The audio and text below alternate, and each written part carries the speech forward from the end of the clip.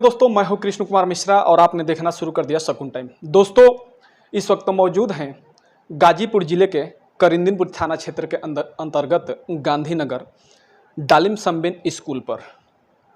डालिम संबिन वह स्कूल पूरे विश्व में प्रचलित। आज डालिम संबिन स्कूल के प्रधानाचार्य जी हमारे साथ मौजूद हैं। हम इनसे बात करेंगे। सबसे पहले मैम, हमारे चैनल में आपका बहुत बहुत स्वागत है। नमस्ते। सबसे पहले हम यह जानना चाहेंगे कि अगर एक बेटी होने के नाते, आप एक बेटी हैं और आप इस पद पे हैं, तो किस तरह का क्या महसूस कर रही हैं? अब तो गर्ल अगर एजुकेशन की बात करें हम, तो वो बहुत ही बढ़ाव हो गया है। जैसे कि मैं कहीं दूर नहीं जाती हूँ, अपने यहाँ की बात करती हूँ। तो हमारे यहाँ जो चाइल्ड है, जो लड़कियों को लेके शिक्षा की बात की जाए, तो वहाँ हमारे यहाँ फ़ीस में 10% ऑफ है। जो हमारे यहाँ के हैं अध्यक्ष, उन्होंने यही कहा था कि जब हमारे यहाँ गाँव की जब अगर हम बात करें, तो वहाँ पर लड़कियों को पढ़ाना एक अच्छे स्कूल में बहुत ही मुश्किल होता है। उन लोग को लगता है कि इनको तो एट द एंड शादी करके घर संभालना है, तो क्या ज़रूरत है उनको शिक्षा इतनी अच्छी देने की। बट हम लोगों ने ये सोचा कि नहीं, दो इक्वालिटी की अगर हम बात करते हैं, जेंडर इक्वालिटी की, तो गर्ल्स एंड बॉयज़ दोनों अपना रोल बहुत अच्छा प्ले करते हैं। तो इस रिगार्ड में हमने अपने स्कूल में से ये स्टार्ट किया कि हमारा जो फ़ीस है, एनुअल फ़ीस, उसमें 10% ऑफ हम गर्ल्स को देते हैं। और हम ऐसे देख रहे हैं कि आगे भी कि हर जगह, हर क्षेत्र में लड़कियां आगे चल रही हैं। वो कोई भी क्षेत्र आप उठा लें, तो उसी तरह में मतलब मेरा ये हमेशा से मानना है, मैं अपने बच्चियों को ये समझाती हूँ कि आप लोग ये मत सोचिए कि क्या किस तरीके से, ये सोचिए कि हमें कहाँ पहुँचना है, किस तक जगह पे पहुँचना है। ये बहुत इंपॉर्टेंट होता है। मैम, अगर एक बेटी होने के नाते कभी आपने सोचा था कि हम जो है आज आप इस पद पे हैं, कभी आपने सोचा था कि जो है हम इस पद पे आएंगे?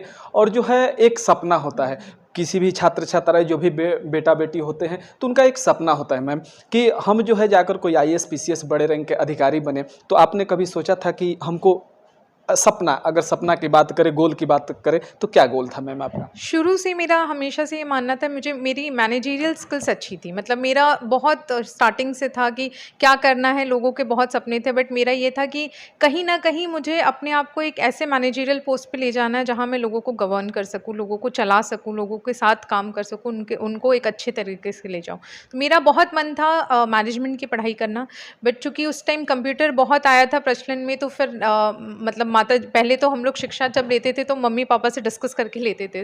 तो माता जी का मेरे बहुत मन था कि नहीं, कंप्यूटर बहुत ही इमर्जिंग फील्ड है, तो आप इसमें जाइए और इसके साथ आप आगे बढ़ सकती हैं, और ऐसा ज़रूरी नहीं है कि मैनेजमेंट पढ़ाई करें तभी करें। तो वहाँ से मैंने मतलब थोड़ा सा किया, और मैंने कंप्यूटर एप्लीकेशन में हर स्कूल की अगर बात करें तो मैं कैप्टन थी। जब कॉलेज में बात करें तो ओवरऑल मुझे कई जगहों पर कॉम्पिटिशन या कई जगह लीडर्स बनाने का, तो वो शुरू से मेरे अंदर था कि हाँ, मैं लेके चल सकती हूँ, मैं आगे बढ़ सकती हूँ। गाजीपुर सहोदया स्कूल कार्यकारिणी के एक गठन किया गया, उसमें जो है आपको उपाध्यक्ष का पद भी नियुक्ति की गई। मैम, जो है आप इस पद पे आज नियुक्ति की गई है, आप जो है कैसा महसूस कर रही हैं? बहुत अच्छा, और साथ ही साथ एक है कि एक अब ये होगी कि बहुत बड़ी जिम्मेदारी हो गई है। गाज़ीपुर एक ऐसी जगह थी जहां अब तक 1986 में सहोदया का फाउंडेशन दिया गया था सीबीएसई के द्वारा। सीबीएसई का ये मानना था कि सबको एक साथ लेके चलेंगे, तो अगर हर जिला में एक ऐसा संगठन बना दिया जाए जहां से हम हर काम को ले जाएं, तो वो थोड़ा ईजी हो जाएगा। तो इनका 1986 में सबसे पहले इन्होंने ये स्टार्ट किया था। बट सोचिए, 1986 से आज हम 23 में बैठे हुए हैं, और अब तक गाज़ीपुर में नहीं आया था। अगर गाज़ीपुर के टीचर्स या प्रिंसिपल्स को कहीं जुड़ना था तो वो बनारस जाते थे, वहाँ पे करते थे, क्योंकि बनारस में था ये, तो वहाँ जाके करते थे। तो हमने ये सोचा, माउंट लिटराजी स्कूल के प्रिंसिपल डॉक्टर राजेश खारकुन सर से, उनसे हमारी यही डिस्कशन है, क्यों ना हम ऐसा करें कि गाज़ीपुर में भी खुद 104 सीबीएसई एफिलिएटेड स्कूल्स हैं, तो उनको हम लेते हुए आगे यहीं क्यों ना करें। क्योंकि यहाँ के हम लोगों को अगर कुछ जानकारी है तो हमें बनारस जाना पड़ता था, या बनारस फ़ोन करना पड़ता था, पता करना पड़ता था। तो हमने इसको लेके चला कि नहीं, हम यहाँ भी करेंगे, और अब गाज़ीपुर को भी हमें अपग्रेड करना है सब रिस्पेक्ट में। सिर्फ यही नहीं कि इंफ्रास्ट्रक्चर या गुड एजुकेशन, हर रिस्पेक्ट में हमें आगे लेके चलना है। तो इसीलिए हमारे डिस्कशन के बाद, जैसा कि आपको पता भी होगा, जितने अच्छे स्कूल से, सनबीम की बात करें, शाफैज़ की बात करें, माउंट लिटराजी स्कूल की बात करें, सारे अच्छे स्कूल्स जुड़े हुए हैं और इसका एक पार्ट बन चुके हैं। जैसा कि आपने कहा कि तमाम सारे स्कूल हैं, स्कूल से जुड़े हुए लोग हैं, लेकिन अगर डालिम संबिन की बात करें तो डालिम संबिन के परिवार में आपको जुड़ने का मौका मिला, तो ऐसा नाम डालिम संबिन एक बहुत बड़ा नाम जो है, आपको यह जो है कैसे अच्छा लगा कि मान लीजिए कि नहीं, हमको डालिम संबिन परिवार में ही जाना है? शुरू से 2-3 साल से मतलब 2019 से पहले की अगर बात करें तो डालिम्स को जानते थे और था कि उनका वर्किंग कल्चर हमें पता था कि क्या है, किस तरीके से है। और बाबा मधोक सर का बहुत अच्छा है, मतलब इसमें अगर वो गाइड करने की बात करें, लेके आगे चलने की बात करें तो बहुत लेके चलते हैं। अगर आप किसी तरीके से कहीं भी ऐसा है कि नहीं समझ में आ रहा है, सर के पास पहुँच जाइए तो उनके पास सॉल्यूशंस होते हैं। और वो कैसे एनईपी जो अभी हम बात करते हैं एनईपी 2020 की, तो मतलब डालिम्स का ये स्टार्टिंग से था कि सिर्फ ना ही एजुकेशन फील्ड में ओवरऑल डेवलपमेंट स्टूडेंट्स का कैसे करना है, ये उनके साथ बहुत अच्छा था। उनका जो करिकुलम था वो उस तरीके का था। तो हमें ये लगा कि अगर हम उनसे जुड़ेंगे तो सिर्फ ना ही एजुकेशन फील्ड में ओवरऑल जो डेवलपमेंट की हम बात करते हैं उसमें लेके अपने स्टूडेंट्स को आगे बढ़ेंगे। डालिम संबिन स्कूल के आप प्रधानाचार्य पद पे तैनात हैं और आपके स्कूल की व्यवस्था के बारे में हम जानेंगे कि आपके स्कूल में छात्र छात्राओं को जो है किस तरह की व्यवस्था दी जा रही है।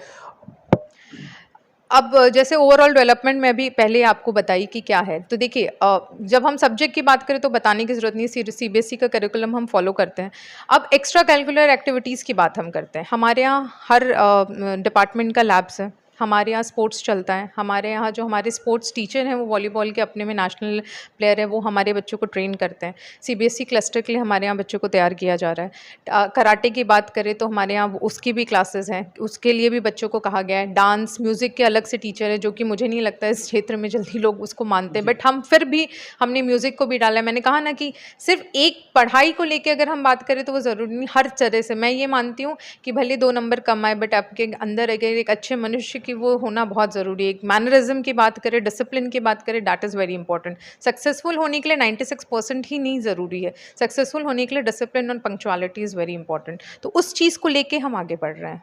मैम अगर एक जैसे एक पिता जो है जिसकी 3 बेटियां हैं, अगर आपके स्कूल में दाखिला कराना चाहें तो मैम उनके लिए जो है कोई गरीब परिवार से आता है, गरीब परिवार से जो है हम सोच नहीं सकते हैं कि डालिम संबिन परिवार में का हम एक हिस्सा बने, वहाँ जो है उस स्कूल में हम दाखिला कराएं, तो उन लोगों के लिए इस स्कूल के माध्यम से किस तरह की सुविधाएं दी जाएगी? सर जैसा कि मैंने पहले ही आपको पहले प्रश्न में आपको बताया कि हम 10% ऑफ लड़कियों को करते हैं, बट अगर एक पिता की 3 बेटियां हैं तो उस केस में जो हमारी 3rd बच्ची होती है उसका हम 50% ऑफ कर देते हैं। उनके केस में ये होता है कि 50% ऑफ, अगर 4th होते हैं तो पूरे बच्चे की फीस माफ़ है। तो हम लोग इस तरीके से लेके उनको चलते हैं। आप जो है अपने छात्र छात्राओं के जो भी गार्जियन हैं, जो भी छात्र छात्रा हैं, उनके लिए किस तरह क्या कहना चाहेंगे? सर पढ़ाई बहुत इम्पोर्टेंट है, मैं मानती हूँ, और स्कूल अच्छा होना, स्कूल में टीचर्स अच्छे होने बहुत ज़रूरी है, ये भी मैं मानती हूँ। बट साथ ही साथ आजकल के गार्जियन जो बच्चों को फ़ोन दे रहे हैं और उनको समय नहीं दे पा रहे, उसके लिए मेरा ये बस आप लोगों से मतलब विनम्र निवेदन है कि प्लीज़ आप लोग अपने बच्चों को टाइम दें। आधा ही घंटा दिन भर का बट दें। देखिए वो कहाँ हैं, क्या करते हैं, किस तरीके से करते हैं, और पूछिए कि आप क्या पढ़ रहे हैं। एक देखिए ज़रूरी लोग मेरे यहाँ गार्जियंस ऐसे भी आते हैं कि सर हमें तो कुछ नहीं आता, हम क्या करें? कुछ नहीं आता है बट आपके पास अनुभव है, आप देखिए ना आपका बच्चा क्या कर रहा है। अगर वो टाइम पास कर रहा है, वो समझ में आ जाएगा कि टाइम पास कर रहा है, आपको बेवकूफ़ बना रहा है। तो बस आप अपना समय दें, खुद ब खुद आपके बच्चे बहुत अच्छे हो जाएँगे। खैर इस वीडियो में इतना ही। वीडियो को अंत तक देखने के लिए बहुत बहुत धन्यवाद। और